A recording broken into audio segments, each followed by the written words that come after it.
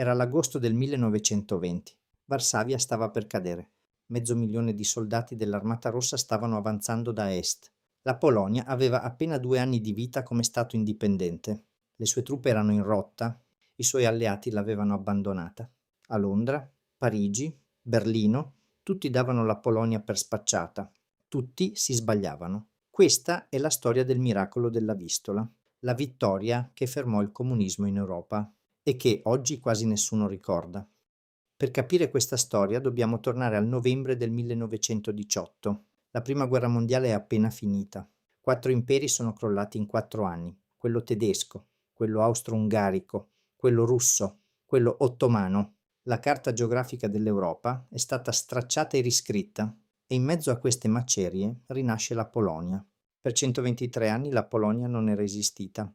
Era stata cancellata dalle mappe nel 1795, divisa tra Russia, Prussia e Austria.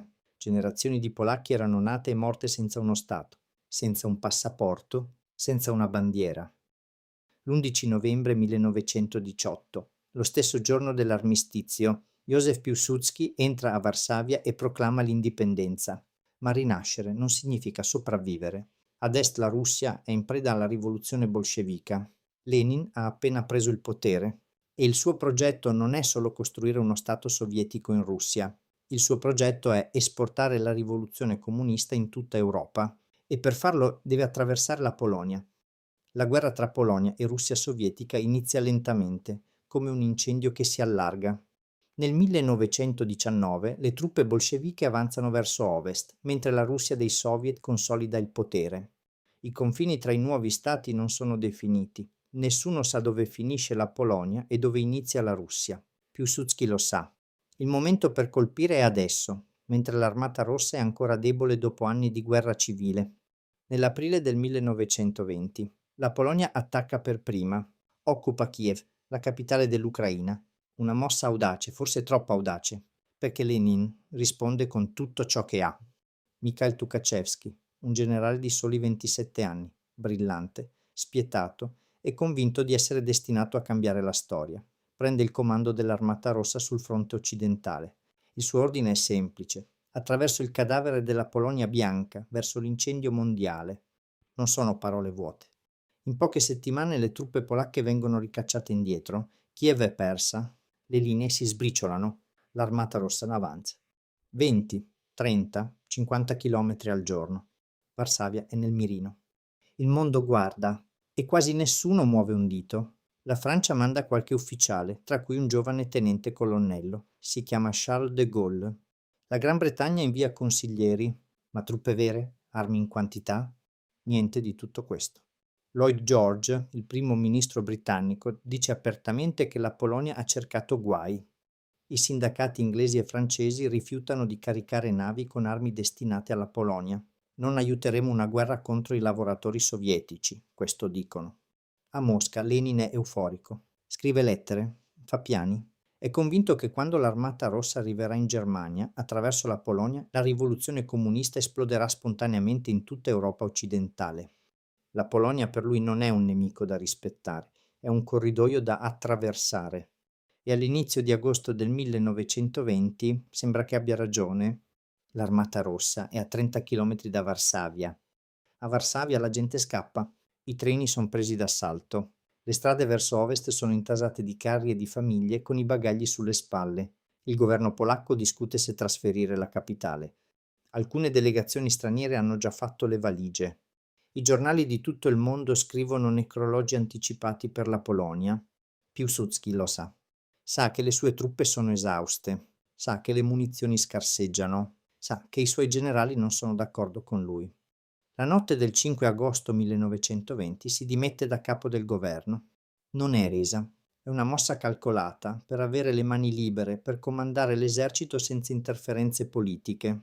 Ma quella notte solo nel suo ufficio scrive nel diario una sola frase: dobbiamo vincere, non c'è alternativa.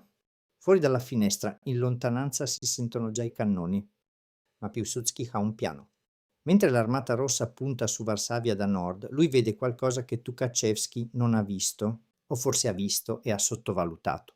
Il fianco sinistro dell'esercito sovietico è esposto, le linee di rifornimento sono sovraestese. L'Armata Rossa avanza troppo veloce e quando si avanza troppo veloce ci sono buchi. Il 13 agosto, mentre a nord le truppe polacche resistono disperatamente davanti a Varsavia, assorbono i colpi, tengono duro a qualsiasi costo, Piłsudski raduna in segreto una forza di riserva a sud lungo il fiume Dniepr. Nessuno sa che è lì, non i sovietici, non molti dei suoi stessi generali.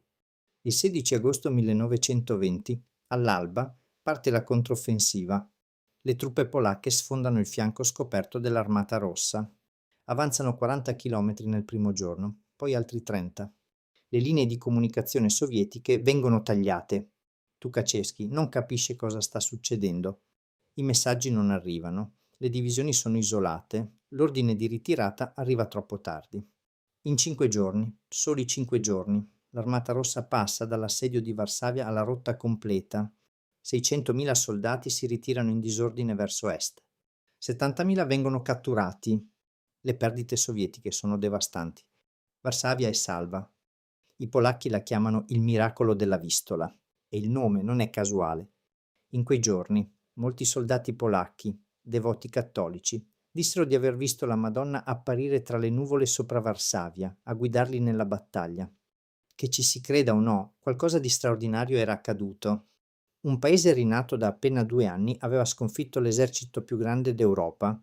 Un comandante che nessuno prendeva sul serio aveva battuto uno dei generali più brillanti della sua generazione. Un popolo che aveva passato 123 anni senza Stato aveva trovato la forza e la volontà di difenderlo.